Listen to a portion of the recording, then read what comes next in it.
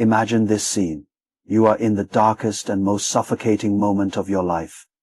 You were stripped naked and thrown into a bottomless, foul-smelling wilderness. Well, if the well wall doesn't slide, you won't be able to climb up. Your throat was torn and not some cold-blooded gangster kidnapper, nor any perverted killer, but your closest brother.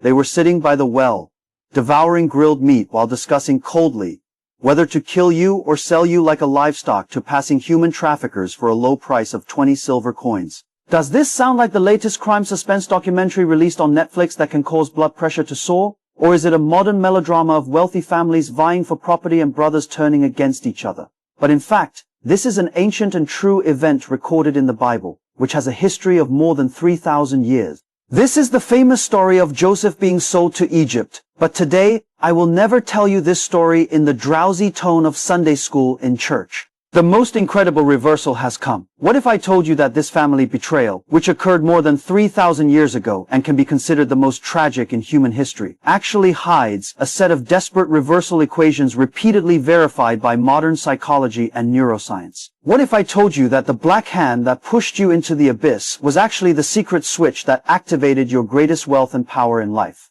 That is right. This is not just a story about jealousy and revenge. It is the ultimate blueprint for how to rise from the absolute bottom of life and become the CEO of a super. Many of our friends may be experiencing workplace conspiracies, partner betrayals, family incomprehension, or even being pushed into a dead end by life. You must have asked thousands of times in your heart, why me? Why do I have to endure this? Today, this video is prepared for you.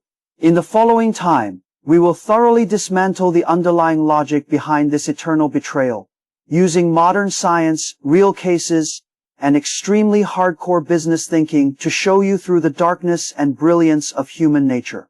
I guarantee that after listening to this decoding, your understanding of losing, betrayal, and suffering will undergo a nuclear explosion level subversion. Are you ready? Let's get straight to the point. Let's first take a look at the beginning of this story. Joseph, a charming 17-year-old boy, was the most beloved son of his father Jacob. In that era, favoritism could be fatal. My father even customized an extremely luxurious colored coat for Joseph, which was equivalent to buying a limited edition Ferrari for a high school student now, and letting him drive it in front of his brothers, who could only ride bicycles every day. Joseph, this young man, did indeed have a worrying emotional intelligence at that time. Not only did he often give his father small reports about his brothers, also known as the whistleblower, but he also had two extremely arrogant dreams. He dreamed of his brothers bowing. What is even more deadly is that he actually told these dreams word for word to those 10 brothers who already hated him to the bone. Think about it. If you were in a family business and your former chairman's father gave you all the core resources and you were still telling other senior brothers in the board of directors every day, I had a dream last night that you would all kowtow to me in the future. Wouldn't that be dancing in a minefield? So, the seed of jealousy instantly grew into a deadly mushroom. Psychologists have conducted in-depth fMRI scans to study the emotion of jealousy. The scientific community has found that when humans experience extreme jealousy, the area of the brain responsible for processing severe bodily pain, the anterior cingulate cortex, is strongly activated. In other words, when the brothers saw Joseph wearing the limited edition color coat, the pain they felt in their brains was exactly the same as being stabbed. In order to relieve this physiological level of pain, they must destroy the stimulus source. So, there was the opening scene.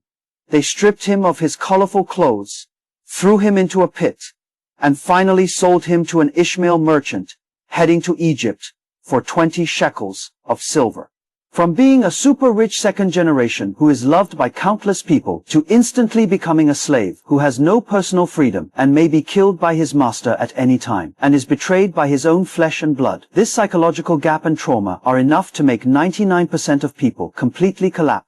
However, Joseph did not. He was taken to the superpower of the world at that time, ancient Wall Street Egypt.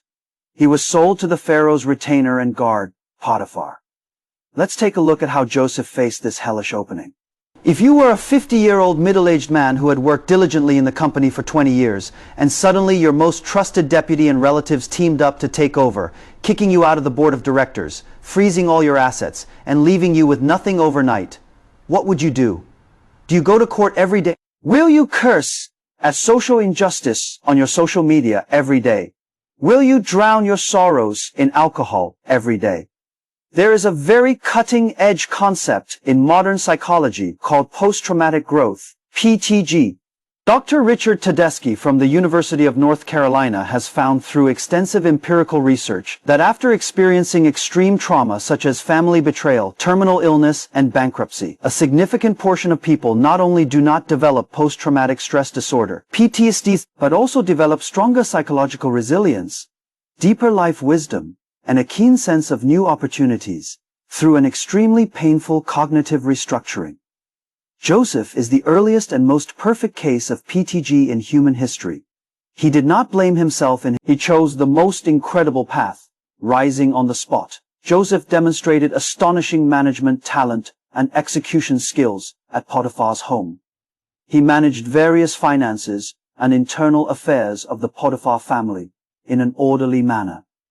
What is this called from the perspective of modern business? This is called the ultimate professional manager quality. He doesn't complain about the environment, but takes every bad thing at hand to the extreme. Potiphar is a smart person. Seeing the young man's strong abilities and reliable character, Joseph climbed step by step from a slave to the position of CEO in the home of a high-ranking official in this vast empire. You see, a truly capable person, even if you throw them into a manure pit, can build a fertilizer factory inside. However, the script of life will never make. When Joseph was just starting to make some progress in his career, the second fatal blow came. Potiphar's wife took a liking to the young and handsome Joseph, giving him flirtatious glances every day. Hoping to secretly rule him, Joseph firmly refused, saying, "How could I do such a great evil and offend God?" As a result, the angry official wife played an extremely vicious fairy dance, using Joseph's coat as false evidence and biting back to accuse Joseph of attempting to rape her. Potiphar was furious and threw Joseph directly into the king's death row, which was shrouded in darkness. This time, it is even worse than being sold by my brother. Last time, at least I was just a slave. As long as I work hard, I can still make a name for myself. This time, he was charged with the serious crime of attempted rape and imprisoned on death row. His life is completely over. Think about it. You adhered to the moral bottom line, did the right thing. At this point, would you point at God and curse loudly, "God, are you blind? Do good people really have no good karma?" There are too many examples of this in our real life. I know an entrepreneur who insists on not engaging in opaque operations and paying taxes according to rules. However, he was maliciously reported by a despicable opponent during a bidding process. Although it was ultimately found to be unfounded, the company's account was frozen for half a year. The financial chain was broken, and the company almost went bankrupt. He himself was so anxious that he suffered a sudden myocardial infarction and was admitted to the ICU.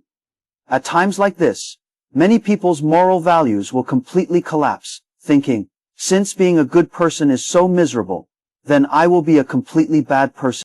But let's take a look at what Joseph is doing in prison. This is simply an astonishing psychological quality. Joseph started his management work again, while in prison. He didn't cry against the wall every day, but actively helped the warden with his work and managed other prisoners. He managed the prison in an orderly manner, and even became a trusted assistant to the warden.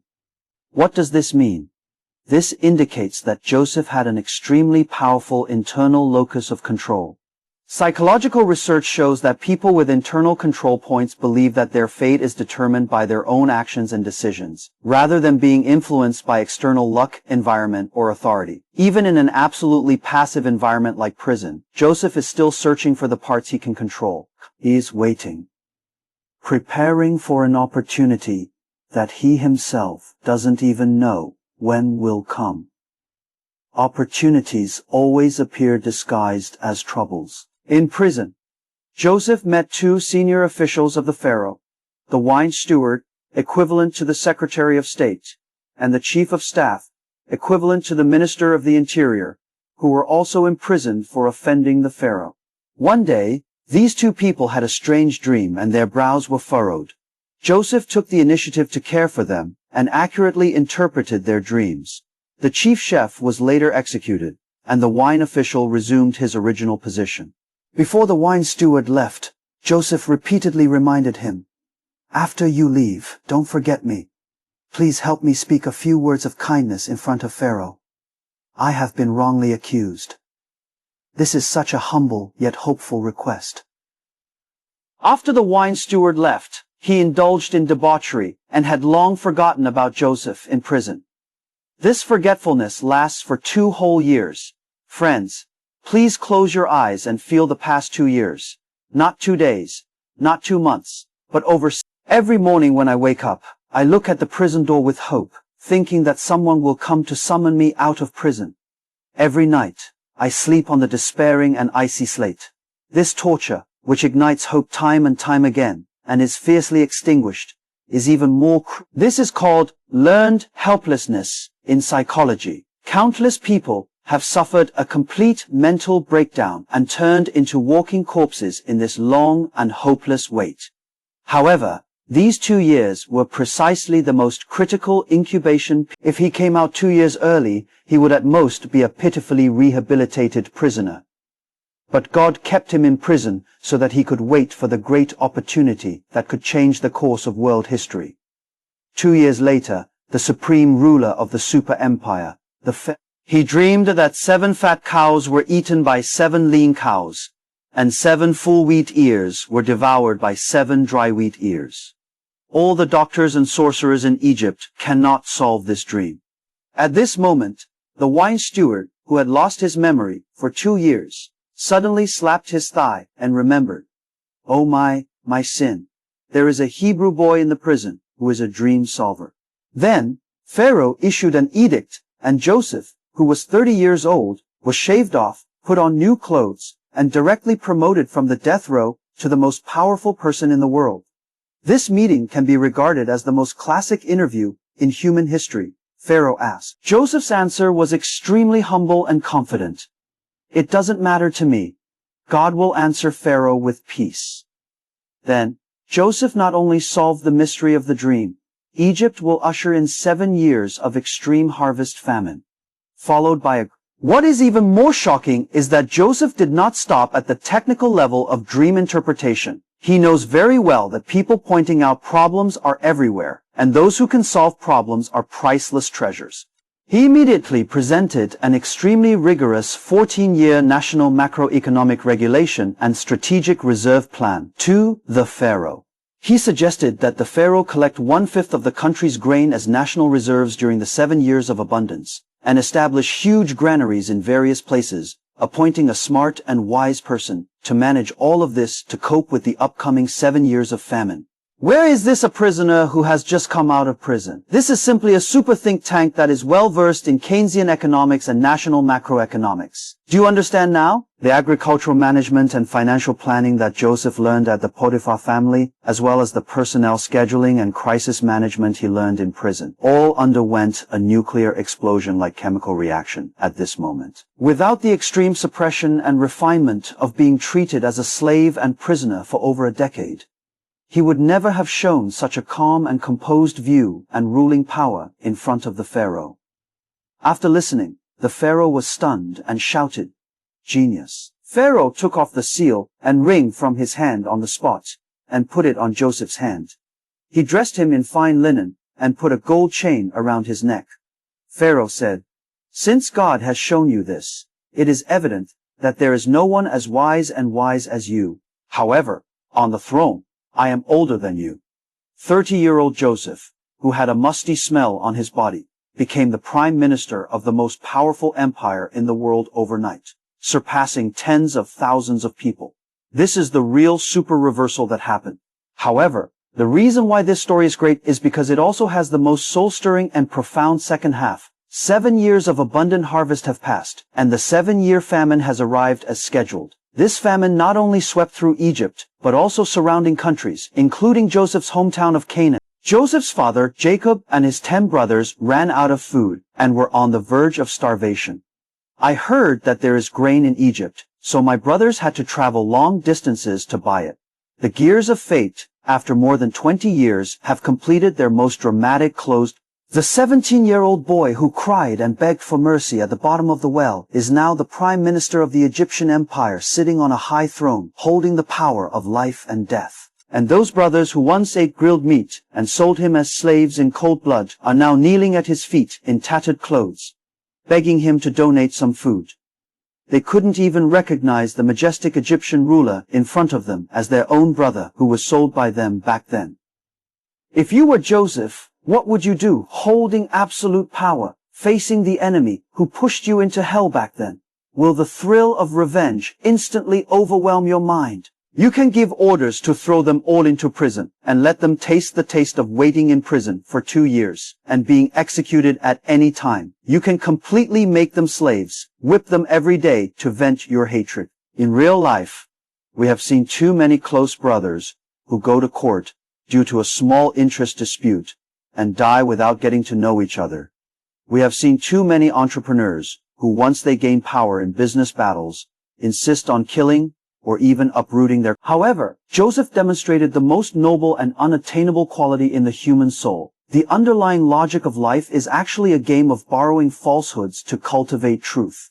What others hand you is poison, but your powerful digestive system must transform this poison into a peerless supplement that nourishes your growth. You are not pushed to a dead end.